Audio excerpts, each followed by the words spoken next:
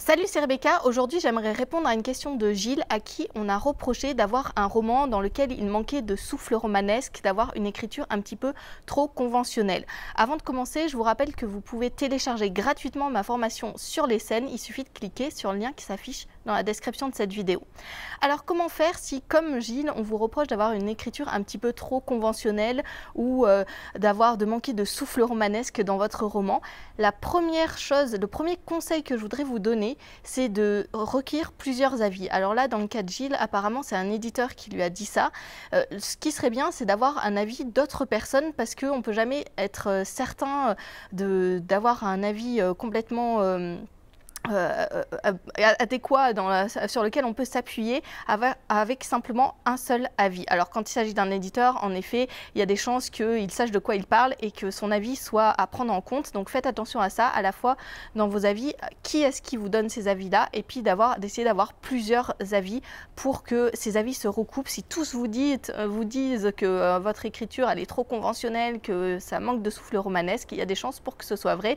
Donc faites attention à ça avant de vous lancer plus en avant pour voir comment corriger cela. Alors comment faire pour, si c'est le cas, si il manque quelque chose peut-être d'épique un petit peu dans votre roman, si on a l'impression peut-être que l'histoire elle est un petit peu plate, qu'il manque de rebondissements, qu'est-ce qu'il faut retravailler pour avoir une écriture qui soit un petit peu plus percutante pour le lecteur, qu'il lui fasse davantage plaisir? La première des choses à travailler, c'est que je vous conseille vraiment de revoir vos personnages, parce que les personnages, c'est vraiment ce qui est essentiel dans un roman. C'est ce qui va donner au lecteur l'envie de continuer l'aventure, parce que le lecteur vit l'aventure avec ces personnages-là.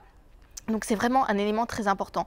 Regardez si vous avez bien travaillé vos personnages, pas simplement à l'aide de fiches personnages, c'est déjà un bon début, mais en essayant un petit peu de voir, de creuser plus profondément sur chacun de ces personnages, de leur trouver une originalité, quelque chose qui fasse que on retient ces personnages, qui se noient pas dans la masse. C'est vraiment quelque chose de très important. Et puis dans la façon de les mettre en scène aussi, moi je me souviens que j'ai lu 2 romans dernièrement où j'avais du mal à accrocher avec les personnages, tout simplement parce que j'avais l'impression que le narrateur se situait au-dessus d'un groupe de personnages. En fait, il n'y avait pas vraiment de personnage principal qui ressortait. Enfin, il y en avait un, en tout cas dans un des romans que j'ai lu, qui était un petit peu comme ça. Il y en avait un, mais on ne le suivait pas tout le temps. Et en fait, le reste du temps, on était un petit peu au-dessus d'un groupe de personnages. On ne rentrait pas vraiment dans les problèmes internes non plus de ces personnages. On avait l'impression d'un survol tout au long du roman, de ne pas savoir vraiment avec qui on était embarqué dans l'aventure. Et ça, c'est vraiment quelque chose auquel il faut veiller. Prenez le temps de travailler la façon dont vous mettez en scène vos personnages pour que le lecteur se sente à l'intérieur de votre livre et pas simplement à l'extérieur en train de regarder quelque chose auquel il ne participe pas. Donc ça, c'est vraiment quelque chose d'important. La deuxième chose, le deuxième conseil que je vous donne si on vous fait ce reproche-là, c'est de regarder un petit peu l'enchaînement de vos actions, de regarder la progression dramatique dans votre roman, parce que ce qui est important, c'est que il y ait justement une progression dramatique. C'est pas simplement une succession de scènes qui sont collées les unes aux autres, mais c'est des scènes qui ensemble mènent vers le résultat, le climax de votre roman, la fin de votre roman, le moment le plus important de ce roman-là. Il faut qu'il y ait une progression dans l'attention, que le lecteur, au fur et à mesure qu'il avance, il soit de plus en plus accroché et qu'il n'ait pas envie de se décrocher de ce livre. Et ça, c'est aussi une des choses importantes. Pour ça, il faut regarder qu'il n'y ait pas d'éléments inutiles. Parfois, on aime bien, quand on écrit un roman, se raconter les scènes. Voilà, on est bien dedans. Mais en fait, ce n'est pas des choses qui plairont au lecteur. Ce n'est pas des choses qui sont utiles pour l'intrigue principale. Donc, faites attention à ça. Gardez simplement ce qui est utile pour l'intrigue principale. Et puis, la dernière chose, c'est qu'il faut qu'il y ait de l'émotion dans votre roman. Il faut que le lecteur puisse vibrer avec ce que vous lui donnez à vivre, et ça, il n'y a pas de secret, il y a plusieurs moyens de le faire. Il y en a 2 particulièrement que je vais vous donner dans cette vidéo comme conseil.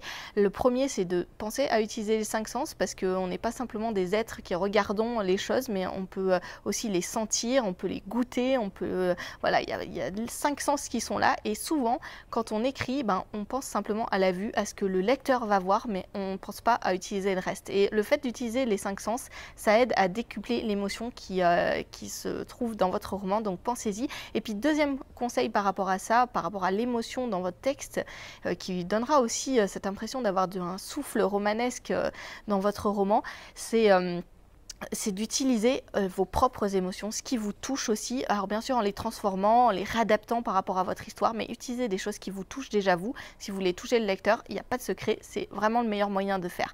Voilà, quelques pistes pour vous aider et pour aider Gilles aussi à dépasser ce qu'on vient de lui dire.